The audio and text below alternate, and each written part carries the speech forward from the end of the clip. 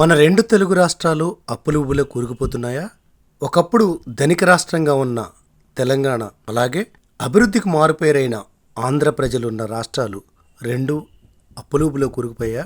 ఈ మధ్య కాలంలోనే మన చంద్రబాబు నాయుడు గారు చాలా చేయాలనుంది, కానీ గల్లా పెట్టి చూసుకుంటే భయమేస్తుంది, ఏమి చేయలేని పరిస్థితి అని చెప్పారు. అసలు ఎందుకు ఈ తాయిలాలు? ప్రజలు మంచి పనులు చేస్తే ఎలాగో ఓటేస్తారు. ఎలక్షన్ ముందు అసలు ఎందుకు ఇస్తున్నాము, ఈ సంక్షేమ పథకాల వల్ల ఎటువంటి ఉపయోగం ఉందా లేదా, దీనివల్ల నిజమైన అభివృద్ధి అందుతుందా?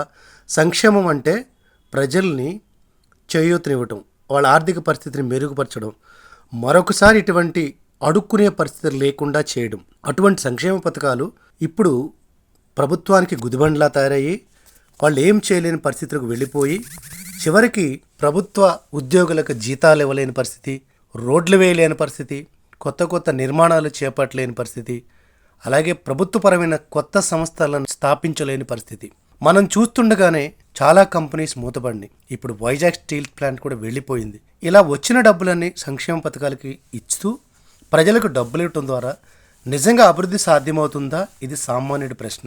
ఎందుకు అసలు మీరు ఏమి ఇవ్వాలనుకుంటున్నారు, ఎందుకు ఇవ్వాలనుకుంటున్నారు?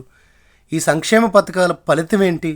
దీనివల్ల నిజంగా అభివృద్ధి వైపు వెళ్తుందా, లేదా ఒక చేత్తో ఇచ్చి మరొక చేత్తో లాక్కోవటం? అంటే మిగతా రంగాల మీద ట్యాక్స్ రేట్ను, అది పెట్రోల్ మీద కావచ్చు, డీజిల్ మీద కావచ్చు, రిజిస్ట్రేషన్ ఫీజులు కావచ్చు, లేదా లిక్కర్ షాపులు ఎక్కడ పడితే అక్కడ పెట్టి ప్రతి ఒక్కరిని తాగుబోతులుగా చేసి వాళ్ళ నుంచి కుడి చేత్తో ఇచ్చి ఎడం చేత్తో లాక్కుంటున్నాయి ఆ ప్రభుత్వాలు. ఈ సంక్షేమ పథకాల యొక్క ఉపయోగం ఏమైనా ఉందా? ఇది ఈనాటి సామాన్యుడి ప్రశ్న. ఈ సంక్షేమ పథకాలు నిజంగా ఉపయోగపడుతున్నాయి అనుకుంటే వీటిలో ఏటి ముఖ్యమైంది, దేన్ని మనం కొనసాగించాలి, దేన్ని కొనసాగించక్కర్లేదు అని ప్రభుత్వాలు విశ్లేషించుకొని సరైన మార్గంలో నడిపించకపోతే ఇంకా ఎన్ని రోజులండి, ఇంకా ఎన్ని సంవత్సరాలు ఆంధ్ర ప్రజలు, చదువుకున్న విద్యార్థులు ఉపాధి కోసం మరో రాష్ట్రాలకి వలస వెళ్లాల్సిందేనా? ఉన్నదే ఒకళ్ళో ఇద్దరు బిడ్డలు ఇవ్వాలి, వాళ్ళిద్దరు ఉద్యోగాల కోసం దూరం అయిపోతే గ్రామాల్లో ఉన్న వృద్ధుల పరిస్థితి ఏంటి, తల్లిదండ్రుల పరిస్థితి ఏంటి? వాళ్ళ వృద్ధాప్యం వచ్చేసరికి మరొకళ్ళ మీద ఆధారపడి ఈ గవర్నమెంట్ ఇచ్చే పింఛన్ కోసం ఎదురు చూస్తూ దిక్కులేని పరిస్థితుల్లో అడుక్కోవాల్సిందేనా? ఇది సామాన్యుడి ప్రశ్న. ఇంతకీ ఈ డబ్బులన్నీ ఎవరిస్తున్నారు? ప్రజలు ఇస్తున్నారు కదా. మరి ప్రజల జేబుల్లోంచి తీసుకున్న డబ్బులకి వాళ్ళ ఈ పేరు వీళ్ళ ఈ పేరు పెట్టుకోవటం ఏంటి? వాళ్ళకి ఏదో వాళ్ళ జేబులోంచి ఇస్తున్నట్టు, వాళ్ళ ఆస్తి ఇస్తున్నట్టు దాన్ని కొంతమంది మూర్ఖులు సమర్థించడం ఇది ఎంతవరకు కరెక్టు?